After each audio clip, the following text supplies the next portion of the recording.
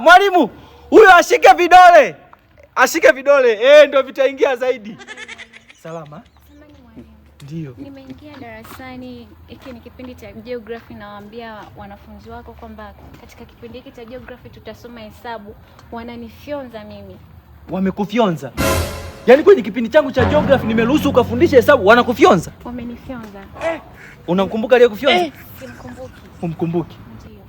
Hawaja kuingilia kimwili labda chochote? Hapana, yani Twende. Mimi nadili nao vizuri tu. Wanakuingilia kimwili.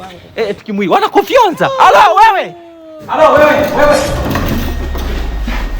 Hamna muda wa kusoma, ni kukalia tu madawati, si ndio? Nauliza, ni nani aliyemfyonza mwalimu? Mwalimu hamna. Hakuna aliyemfyonza mwalimu. Hamtaki kutaja.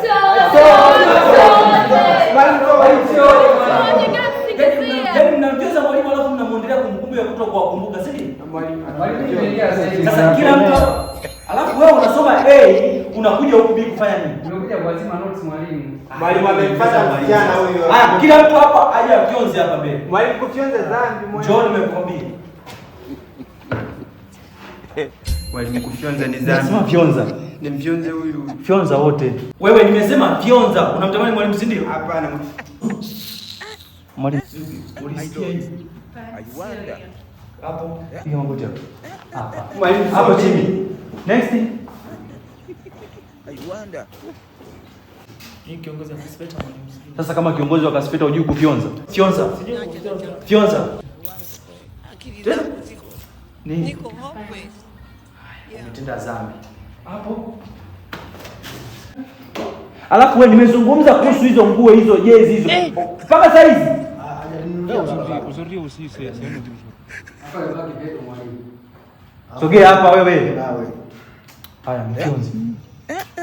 Nimesema fyonza unampiga busu mwalimu, si ndio? Unatamaa. Kaa hapo. Kaa pale. Kaa hapo. Next. Alafu wewe na mali hizo ndevu hizo unashindana na mkuu wa shule, si ndio?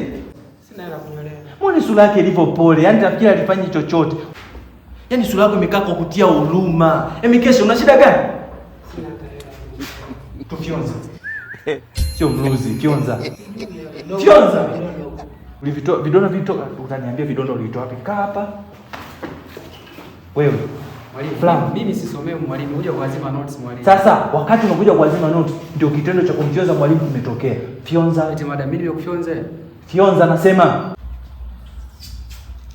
Kwa nini fyonza yako inaelekea juu? Mwalimu ko. Fyonza mwalimu, fyonza. Mbona unatoa fyonza ya kumtetemeka hivi? Mwalimu ko. Ko linaniuma mwalimu. Matonza. Rudia tena. Mbona mchezo kwa hasira? Kaa hapa chini. Wewe, njoo hapa haraka. Alafu wewe babako ni mganga lakini wewe yani siyekuelewi kabisa vitu unavyovifanya kwenye mtihani. Mbona unafeli? Sasa uganga unakusaidia nini? Hapa. God have mercy on us. Nimesema fyonza. Mbona unapiga busu kila mtu anakuja na busu? Unatamani? Fyonza. Fyonza. Mwalimu nini? Hapana. Hapo. Wewe. Fyonza. Mwalimu kama ndio hiyo. Bas. Nimekwisha. Kama ndio hiyo. Rudia kuna kitu tunataka kukipata hapa.